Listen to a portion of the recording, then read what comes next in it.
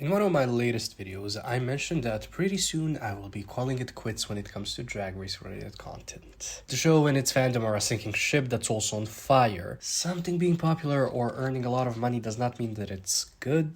There's also a difference between good and enjoyable. Awards don't mean anything. Look up why award shows in Hollywood became a thing, blah blah blah. Anyways, I'm here today to talk about the double Shantays, wondering what would have happened if they had never happened, and only focusing on the main franchise. In most cases, the winner of the lip sync will be the queen that was called safe first. Also, taking out double Shantay does mean that we then have one less episode per season, so keep that in mind. In the part 1 of this video, I will cover seasons 1 through 10 double Shantays, while in part 2, seasons 11 through 14. Let's start with the first season that had a double Shantay. Season 3 of Drag Race Season 3 of Drag Race did not necessarily have a double Shantay in the same way later seasons did. Here, in the bottom 2 lip sync between Carmen and Yara in episode 9, Carmen was called safe first, while Yara was, let's say, allowed to also stay. This season was the first season that experimented with twists, the double Shantay and then the returning queen's twist, but both proved to be somewhat worthless to the story, since Carmen went on to get eliminated in the episode after the double Shantay, then eliminated again after being brought back. Yara did do a little more, winning a challenge in the meantime and making it into the top 4. In hindsight, Yara should have just simply been declared the winner of the lip sync and Carmen should have gone home.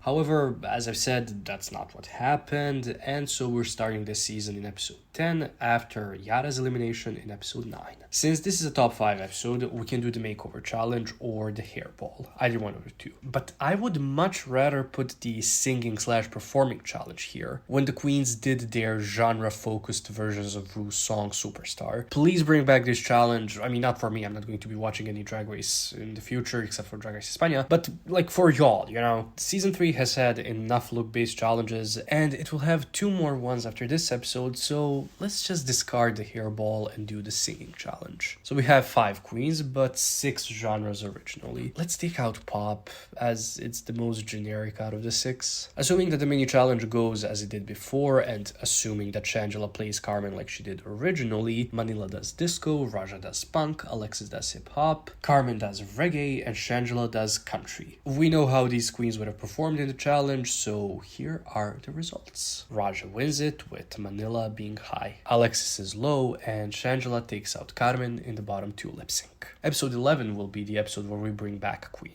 I think the most obvious answer to this is Yara. If the show was ready to introduce the concept of a double Shantay to keep her, I have no doubts in my mind that they would also bring her back if they could. Thus, Yara is back now for the, well, again, top 5 episode, but this time it's the makeover episode. We know how everybody except for Shangela would have done here. Shangela struggled a lot with the look-based challenges this season, so we can assume that she would have struggled here as well. Alexis wins the mini challenge, and let's get right to the results. Manila wins this time, with Alexis being high. Yara had a pretty okay makeover, so we're putting her as safe. Thus, Raja and Shangela are in the bottom 2, lip syncing to Straight Up. This lip sync wouldn't be as sexually charged as the original one, and it would probably be even less memorable. However, this lip sync would be the lip sync that cements Raja as the winner of the season. Shangela spent most of the season having a feud with Raja, saying how Raja couldn't really perform well. Straight Up is a slower song too, and we have seen on the show that Shangela doesn't do that well with them, so I think it's fair to say that Raja wins this one again. Plus, it was Shangela's 3rd time in the bottom 2. Thus, we have the same top 4, same results too, and I believe Raja wins the season again. The double Shantay did not change the conclusion to the season, but it might have helped it, given Raja's win over Shangela. Next season to have a double Shantay is season 5. In episode 7, Alyssa and Roxxxy are both saved, with us getting the first ever Shantay You Both Stay, aka the actual first double Shantay. We don't have the production's choice of who was going to win the lip sync, but we do have some clues. Firstly, during the lip sync, Roxxxy does her iconic wig reveal into another wig, the first ever on the show. Secondly, during the lip sync again, Alyssa is often seen covering her face, possibly because she didn't know the words to the song. Lastly, after the lip sync, Roxxxy had her moment of weakness, or is it a moment of strength for admitting your weakness? Either way, I think all signs point to Roxxxy staying. The A storyline of the season is Jinkx versus Detox, with Alyssa versus Coco being the B storyline. In this case, we would not get the showdown between Alyssa and Coco, but Alyssa going home after Coco winning a challenge is also, in a way, a win for Coco in their storyline. So we get the same result for the B storyline. Episode 8 of season 5 then would have had 6 queens, which means we get the act.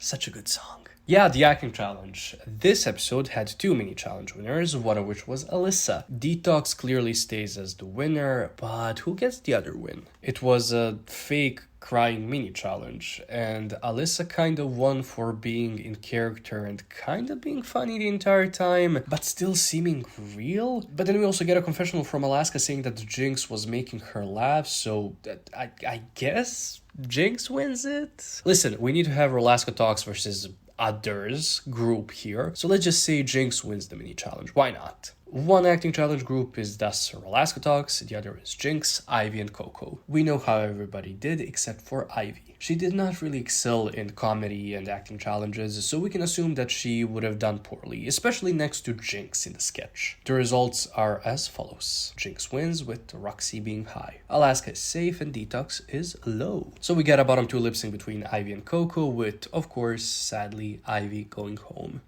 Another Paul Abdul song. Interesting. I just have to mention that, yeah, I took out the perfumes challenge, which means that we wouldn't get Alaska's red, Detox's heroin, Alyssa's secret, Coco's whatever Coco was doing, and Jinkx's delusion. Convince yourself. Honestly, crimes against humanity are being committed here. I am sorry. As you can see, we have the same top 5 as we did originally, which means that the results until the end of the season are the same, with Jinkx winning it, of course. The double Shantae did not change the conclusion to the season, yet again, but I think that in this scenario, it would have made it a little less enjoyable. Season 6 also had a double Shantae, involving Dela and Darriene Lake, but I had already done a video about that, so check it out. And we can move on to season 10. Yeah, 3 seasons without any double Shantaes. What a time. Season 10 actually had 2 double Shantaes. The second one kind of happened as a domino effect after the first double Shantay, when Eureka was saved after losing to Kameron in episode 9's bottom 2 lip sync. And this time, it ain't happening. We go into episode 10 with the top 5. We need a makeover challenge in this season, but here's the thing, I'm going to mix it with the Evil Twins looks because I just like the concept of it. Especially since the makeover challenges nowadays are simply who brought what from home. So let's spice it up a little. However, we will not be doing none of that do a voiceover insulting yourself thing. That's stupid. This episode will have a mini challenge too, and it's the trade look traditionally masculine in a picture, whatever mini challenge that Eureka originally won. With Eureka not being here now, I think it's obvious that Kameron is the winner of the mini challenge. Listen, I'm not going to pass judgment on anybody's looks here, but let's be real. So, 5 queens, a makeover, and we have 6 influencers that they brought in. Yeah, we're taking out Frankie Grande. Listen, I know that him being taken out is the least plausible choice because he is the most known out of the 6, but he's the most known not because of his own work, but I just don't want to have him there. So we have Kingsley, Raymond, Anthony, Chester C, and Tyler Oakley. I think Kameron would have paired the queens up more or less the same as it happened originally, knowing that they would have to wear costumes that the queens made for themselves before they were on the show, of course, preparing for it. I think Kameron would have tried to make it as fair as possible. She was never seen as very strategic, except for that Share Rules Call challenge. That was so good. So she possibly picks Anthony, gives Chester to Cracker, let's say. Asia and Raymond are kinda similar build, maybe. And Kingsley and Tyler will switch their queens. Eureka originally gave Aquaria Kingsley because she wanted to sabotage Aquaria by giving her a person who is not the same race as she is. And I just don't think Kameron would do that. The results for this episode are based on the Queen's Makeover and Evil Twins Challenge performances. Monét did not do the Evil Twins Challenge, but she struggled with a lot of the look-based challenges in the season. season, so we can assume that she wouldn't do well. I envision the prompt being,